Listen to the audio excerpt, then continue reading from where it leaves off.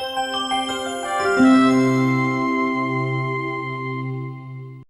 Everyone, नमस्कार। आप सभी बच्चों का माय एग्जाम अड्डा के ऑनलाइन प्लेटफॉर्म में स्वागत है। मैं आपका अनुज कुमार शर्मा। और बच्चों, आज फिर मैं आप लोगों के बीच में आधुनिक भारत का एक टॉपिक लेकर के आया हूं, जिस टॉपिक का नाम है यूरोपीय कंपनियों का आगमन का पार्ट 2। लास्ट सेशन में हम लोगों ने पार्ट 1 को डिस्कस किया था, जिसमें हम लोगों ने पुर्तगाली कंपनी और डच कंपनी के बारे में डिस्कस किया था। आज हम लोग दो कंपनियों के बारे में डिस्कस करेंगे। एक है अंग्रेजों की ईस्ट इंडिया कंपनी, दूसरा है फ्रांसीसी ईस्ट इंडिया कंपनी। तो चलिए बच्चों, स्टार्ट करते हैं हम लोग आज का सेशन। तो आज का जो कंपनी का नाम है फर्स्ट, ये है अंग्रेज, यानी कि इंग्लिश ईस्ट इंडिया कंपनी। थोड़ा इसके बारे में थोड़ा कहानी जान लेते हैं।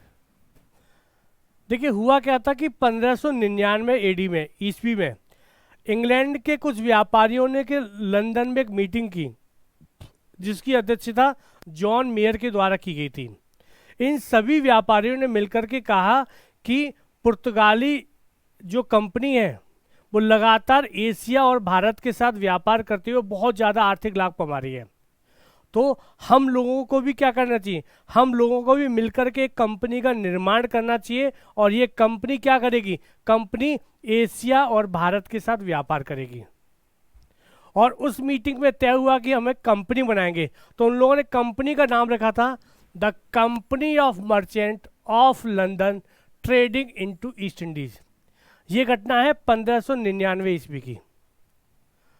ओके, और जब इस कंपनी का निर्माण हो गया तो कंपनी के जो व्यापारी थे, स्टॉक होल्डर थे, उन्होंने महारानी एलिजाबेथ को एक प्रार्थना पत्र दिया कि आप हमें एक अधिकार प्रदान कीजिए, एक चार्टर के द्वारा एक अधिकार प्रदान कीजिए, ताकि हम लोग पूर्व के साथ व्यापार कर सकें।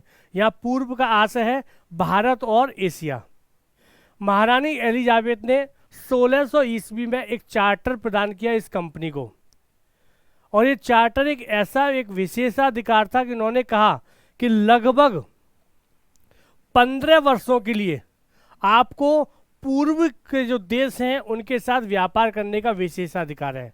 विशेषाधिकार का सेंस है, अर्थ है कि इंग्लैंड में और किसी कंपनी को ये व्यापार का अधिकार नहीं होगा। यह अधिकार किसको होगा, मात्र आपको रहेगा। लेकिन उन्होंने इसकी एक सीमा निश्चित कर दी, वो था 15 वर्ष। कब, 1600 ईस्वी में उन्होंने चार्टर के द्वारा ईस्ट इंडिया कंपनी को एक विशेषाधिकार प्रदान किया। कितने साल के लिए, मात्र 15 वर्षों के लिए। कंपनी का नाम क्या था, the company of merchant of London trading into east Indies. लेकिन इसको हम लोग आम बोलचाल भाषा में कहते हैं ईस्ट इंडिया कंपनी। क्या बोलते हैं, ईस्ट इंडिया कंपनी। लेकिन आपको एक बात तो बता दूं, एक फैक्ट और याद रखिएगा कि जो ईस्ट इंडिया कंपनी जो शॉर्ट नाम है, वो सबसे पहले 1833 के चार्टर में इसका उल्लेख किया गया था। यानी कि इस कंपनी का नाम जो हम लोग बोलते हैं ईस्ट इंडिया कंपनी, ये नाम 1833 के चार्टर में सबसे पहले इसका उल्लेख किया जाता है। ओके, ये फैक्ट याद रखिएगा। चलिए आगे चलते हैं। यानी कि महारानी एलिजाबेथ ने 15 वर्षों के लिए इस विशेषाधिकार को प्रदान किया इस कंपनी को। लेकिन 1609 यानी कि 1609 एडी में इंग्लैंड के सम्राट थे जेम्स फर्स्ट, उन्होंने इस विशेषाधिकार को एक अनिश्चित काल तक के लिए बढ़ा दिया। यानी कि महारानी एलिजाबेथ ने कितने समय के लिए दिया था, 15 वर्ष।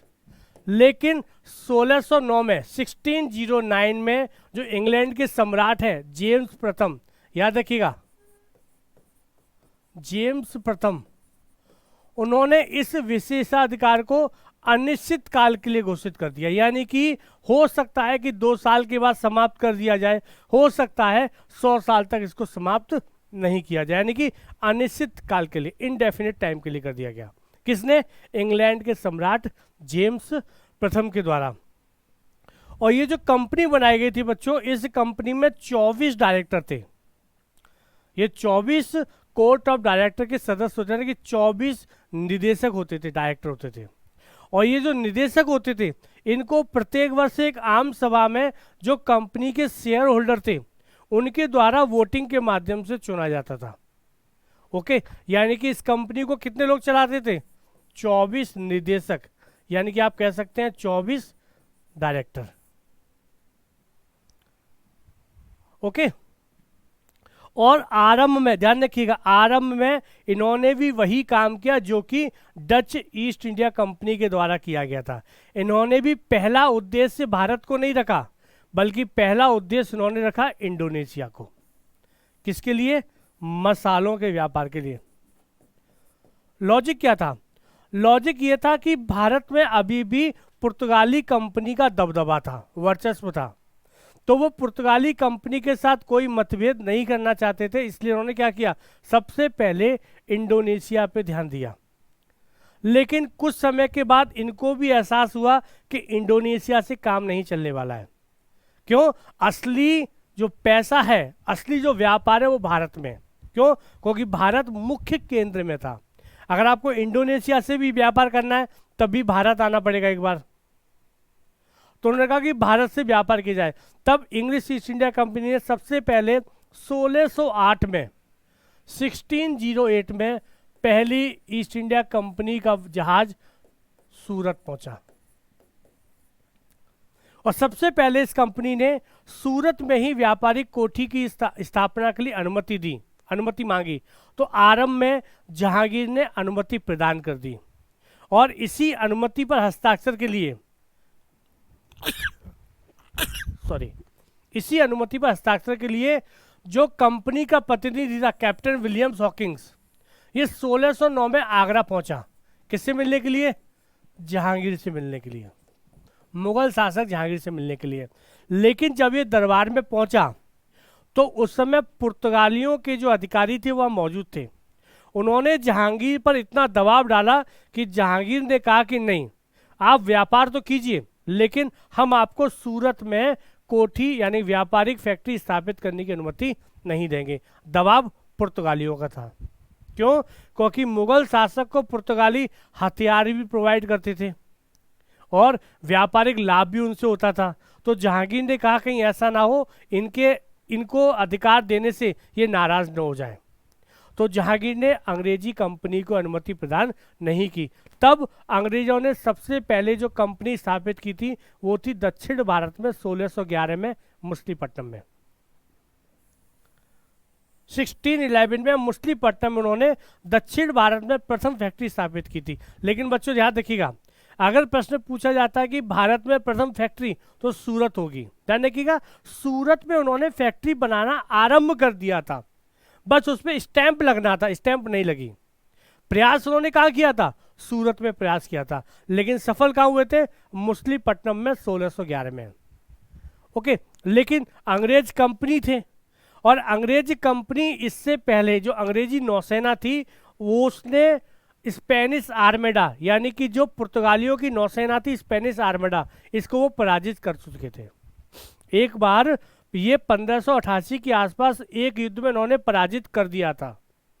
तो इनको डर तो था नहीं, और उसी शक्ति का फायदा उठाते हुए ब्रिटिश नौसेना ने करीब 1612 ईस्वी में कैप्टन वेस्ट, एक इंग्लिश अधिकारी हैं, एक अंग्रेज अधिकारी हैं कैप्टन वेस्ट, उन्होंने 1612 में पुर्तगालियों की नौसेना को सूरत के निकट स्वाली के युद्ध में पराजित कर दिया।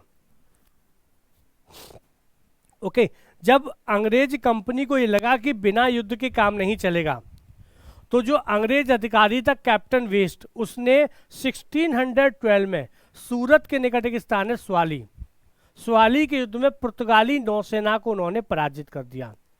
जैसे ही इस बात की सूचना जहांगीर को मिलती है कि इन अंग्रेजी नौसेना ने पुर्तगालियों की नौसेना को पराजित कर दिया है, तो वो इनसे बहुत प्रभावित होता है, और तुरंत ही 1613 में वो क्या करता है?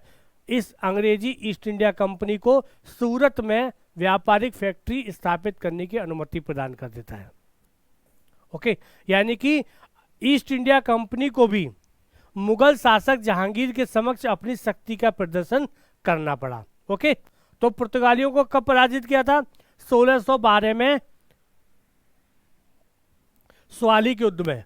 ओके, अब दो व्यक्ति हैं, सबसे ज्यादा कंफ्यूजन होता है इन दोनों व्यक्तियों में, विलियम हॉकिंग्स और sir Thomas Roe.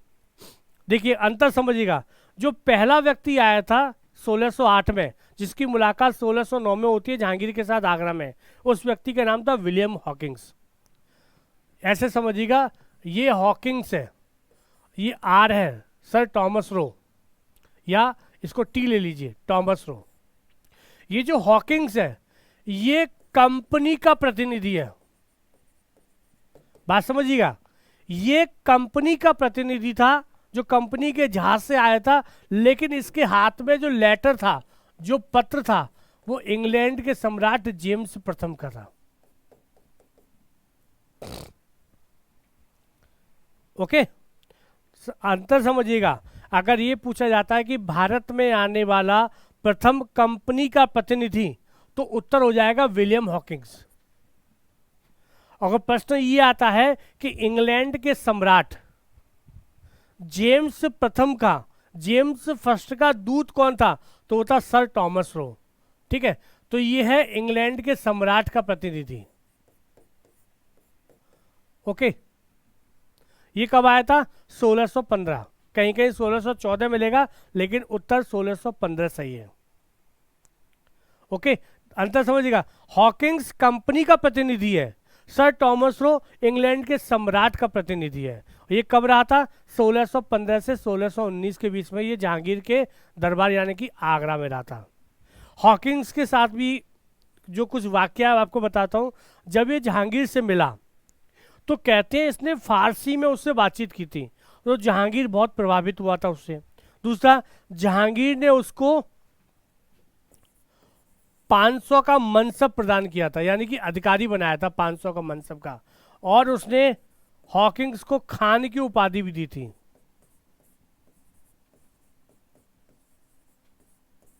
Okay,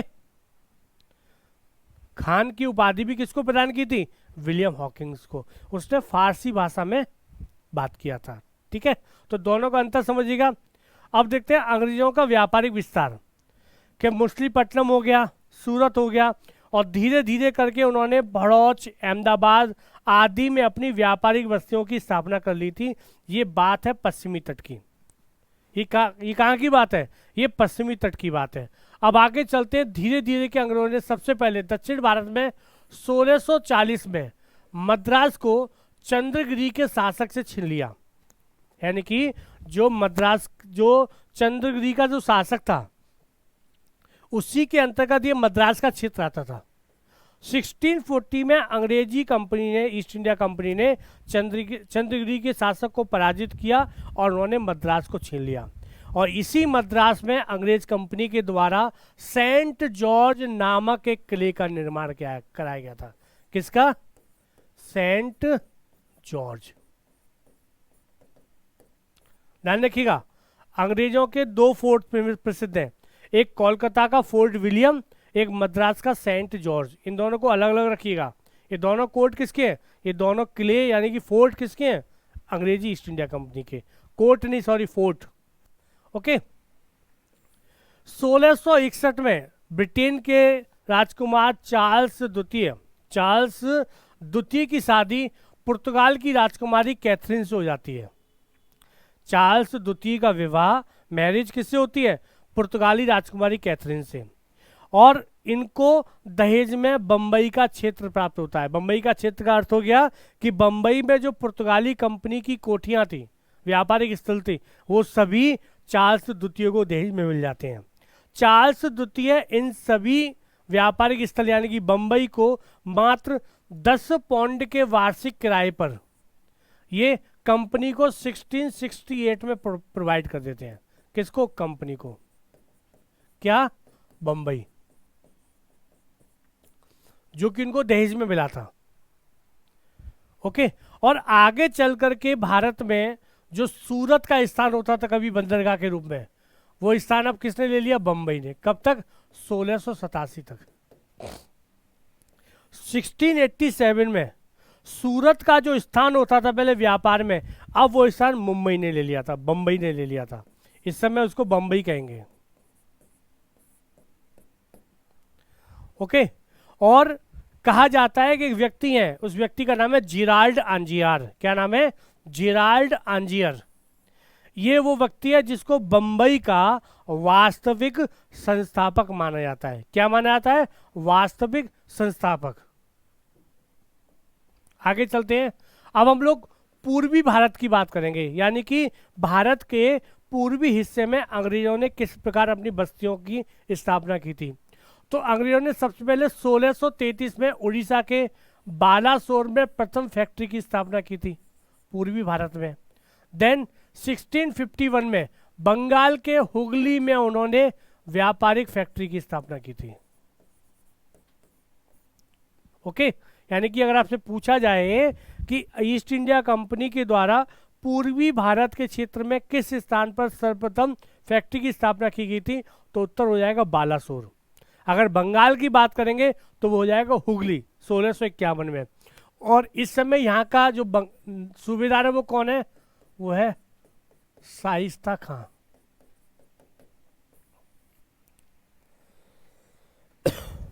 okay,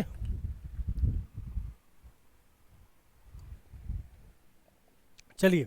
इसके साथ साथ उन्होंने बिहार में पटना में, बंगाल में ढाका, कासिम बाजार, इन क्षेत्रों में भी अपने कारखाने स्थापित किए थे व्यापारिक गतिविधियों के लिए। और 1658 ईस्वी में भारत में ईस्ट इंडिया कंपनी के जितने भी किले थे, जितनी भी फैक्ट्रियां थी, वो सब मद्रास के सेंट जॉर्ज किले के अंतर्गत आ गए। यानी कि 1658 में इसको मुख्यालय बनाया गया। सेंट जॉर्ज को, जो मद्रास में जो किला है सेंट जॉर्ज, इसको ईस्ट इंडिया कंपनी का मुख्यालय बनाया गया है। और ये मुख्यालय कब तक बना रहता है? जब तक कि कोलकाता में फोर्ट विलियम किले की स्थापना नहीं होती है। अब बात करते हैं बंगाल के बारे में। देखिए, बंगाल में हुगली में प्रथम फैक्ट्री की स्थापना हुई थी, लेकिन इसके साथ साथ अब कंपनी अपने व्यापारिक गतिविधियों को और तेज करना चाहती थी। तो जो बंगाल का जो सूबेदार था शाइस्ता का, उसने कंपनी को मात्र 3000 रुपये वार्षिक रकम के बदले में उनसे कहा कि बंगाल में मुक्त व्यापार। शाइस्ता खान ने कहा कि आप एक काम कीजिए, आप मुझे 3000 रुपये वार्षिक रुपये दीजिए और इस 3000 रुपये के बदले में आप बंगाल में मुक्त व्यापार कर सकते हैं। ओके, वहीं आगे चल करके 1680 में मुगल बादशाह औरंगजेब ने कंपनी पर जजिया भी लगा दिया। कहा कि एक काम कीजिए, चूंकि जजिया किस पे लगाया जाता था? जजिया लगाया जाता था गैर मुस्लिमों पे।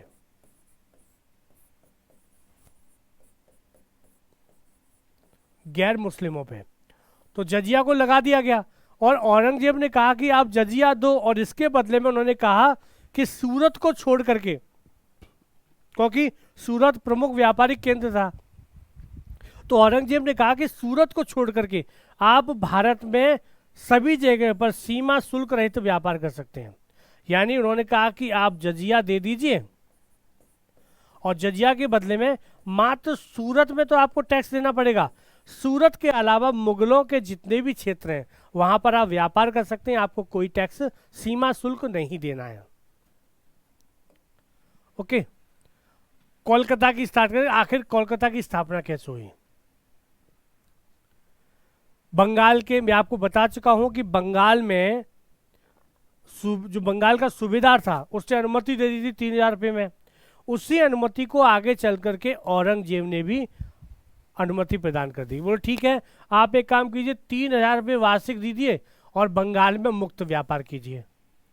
ठीक है, व्यापार के साथ साथ 1698 में घटना घटती है। 1698 में उस समय बंगाल का जो सूबेदार था वो था अजीम उस शान।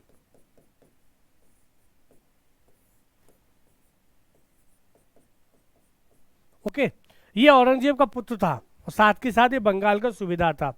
उसने 1698 में 3 क्षेत्रों की जमींदारी अंग्रेजी ईस्ट इंडिया कंपनी को प्रदान करती। वो 3 क्षेत्र थे, सुतानाती, गोविंदपुर और कालिकाता।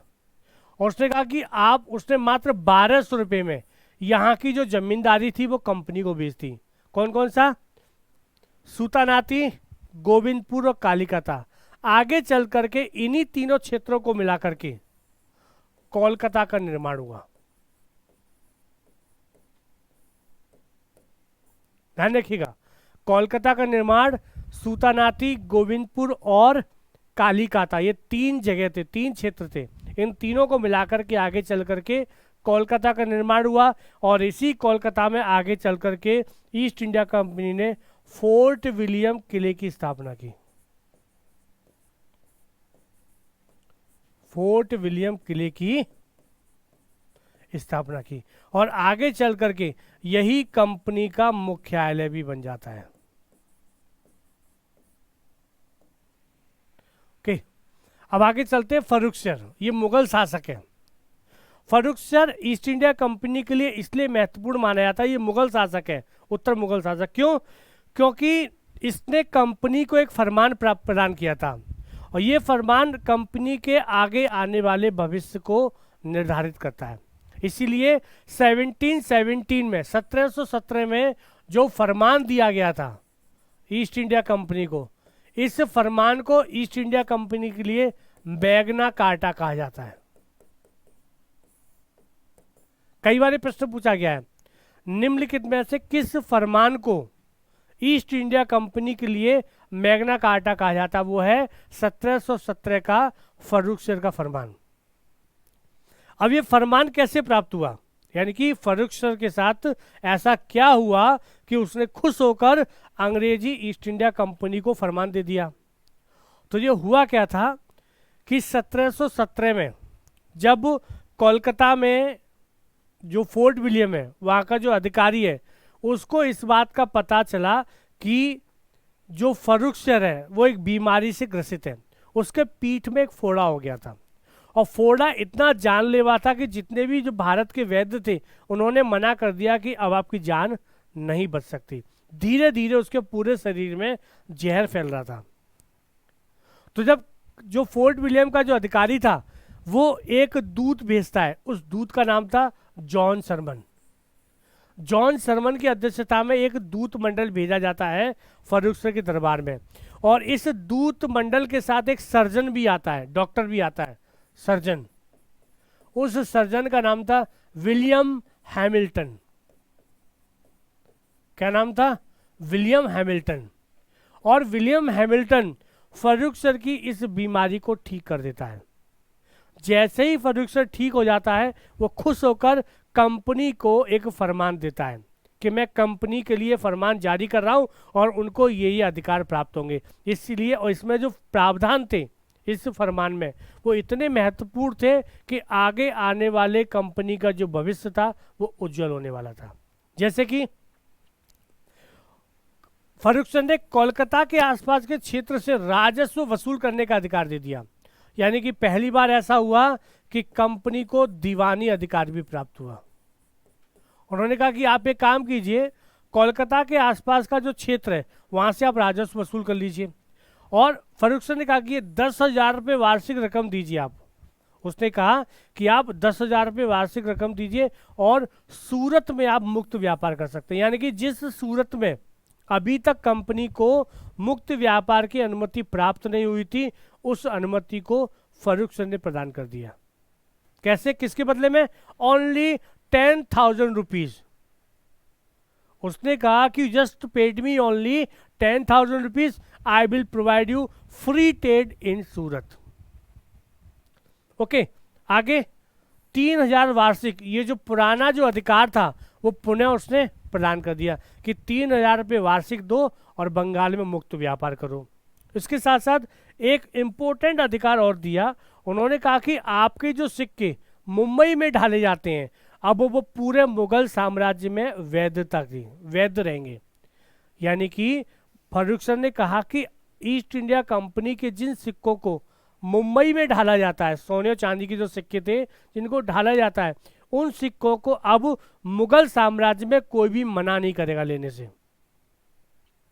उनको वैध कर दिया गया, इतना बड़ा अधिकार प्रदान कर दिया गया। ओके, चलिए, ये था बच्चों आपके ईस्ट इंडिया कंपनी का। ओके, चलिए अब आगे चलते हम लोग फ्रांसीसी ईस्ट इंडिया कंपनी की बात करते हैं। 1664 में, 1664 में फ्रांसीसी शासक है लुई 14वां। क्या नाम है उसका? लुई 14वां। इसके शासन काल में एक वित्त मंत्री था जिसका नाम था कोलवर्ट। कोलवर्ट ने कहा कि यूरोप में हम लोग सबसे पीछे रह गए हैं। पुर्तगाली निकल चुके हैं व्यापार के लिए बहुत पहले, डच भी निकल चुके हैं, और हमारा जो मुख्य प्रतिद्वंदी है ब्रिटेन, वो भी आगे निकल चुका है। तब कोलवर्ट कहता है कि हम लोगों को भी एक कंपनी का निर्माण करना चाहिए जो कि क्या करेगा? जो कि व्यापार करेगा एशिया के साथ में। इसी के तहत 1664 यानी कि 1664 में कोलवर्ट के द्वारा एक कंपनी का निर्माण किया जाता है जिसका नाम था द कैंपेन देस इंडेस ओरिएंटल्स। इस शब्द को याद रखिएगा, ओरिएंटल्स।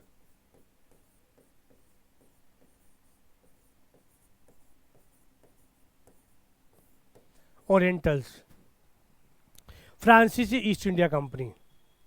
और 1664 में जब इसकी स्थापना हो गई, देन 1667 में एक व्यक्ति है फ्रांसिस कैरो।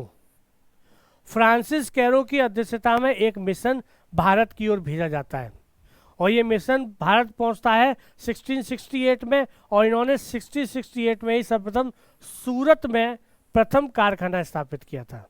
यानी कि सूरत कब? 1668 में।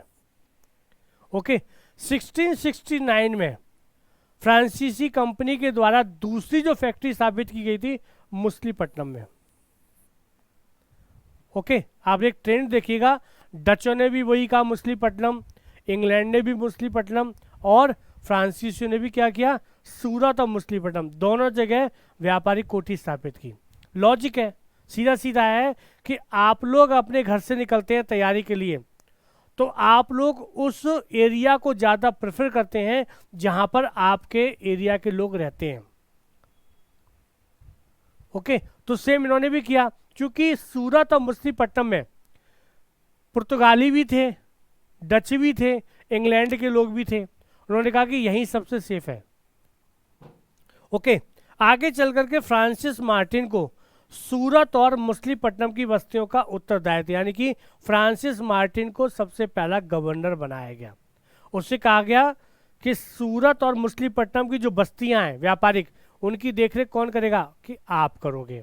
ओके, 1672 में एक अधिकारी है एडमिरल डे, एक फ्रांसीसी नौसैनिक अधिकारी है एडमिरल डे। उसने गोलकुंडा के सुल्तान से सेंट थोमे को छीन लिया था। सेंट थोमे कहाँ है? मद्रास के निकट। ओके, किसने? एडमिरल डे ने। 1673 में फ्रांसिस मार्टिन और एक अधिकारी लेस्प्रे, उसने वलिंगा कोंडापुरम, वली कोंडापुरम का जो शासक था शेर खान लोदी, उससे पुडुचेरी का क्षेत्र छीन लिया।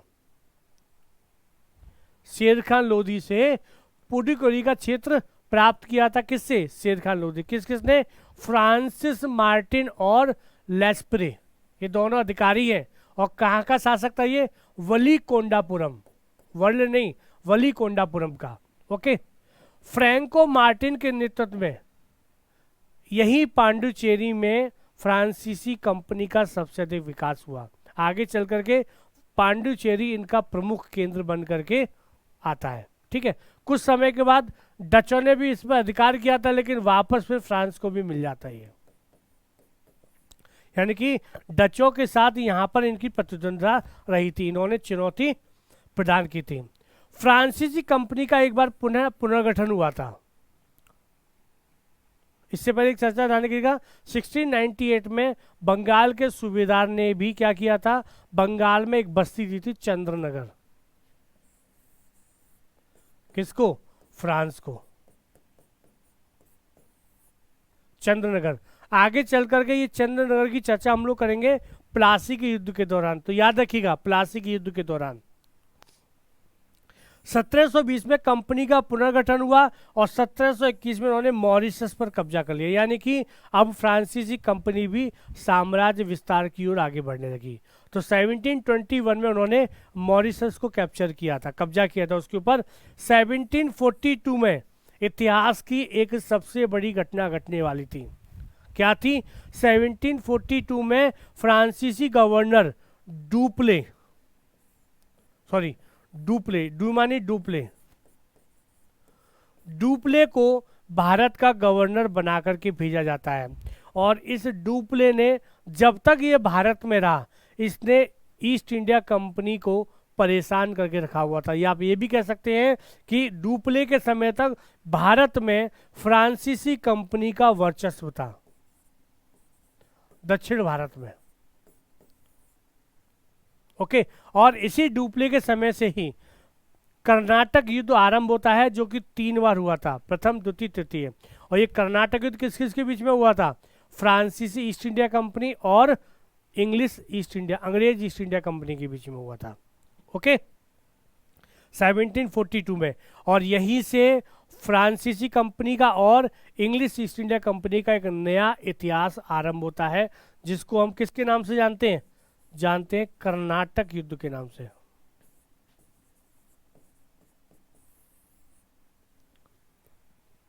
ओके, तो चलिए बच्चों, एक कंपनी और है, वो है 1616। क्या नाम है? डेन। ये 1616 में ये कंपनी की निर्माण हुआ और इसने भारत में आगमन किया। और इन्होंने एक अपनी जो फैक्ट्री स्थापित की ट्रैंकोबार में। और आगे चल करके डेन कंपनी ने जो भी अपने व्यापारिक स्थल थे, वो सभी क्या किए? सभी अंग्रेजों की कंपनी को बेच दिया। इनका इतिहास सिर्फ इतना ही है, डेन कंपनी का। ओके, तो चलिए बच्चों, हम लोग आज यहीं इस सेशन को समाप्त करते हैं। क्यों? क्योंकि हमारा जो यूरोपीय कंपनी का आगमन जो टॉपिक है, वो पार्ट 1 पार्ट 2 में समाप्त होता है। चलिए बच्चों, धन्यवाद, थैंक यू सो मच। अगले सेशन में जल्दी ही मुलाकात होगी आपसे।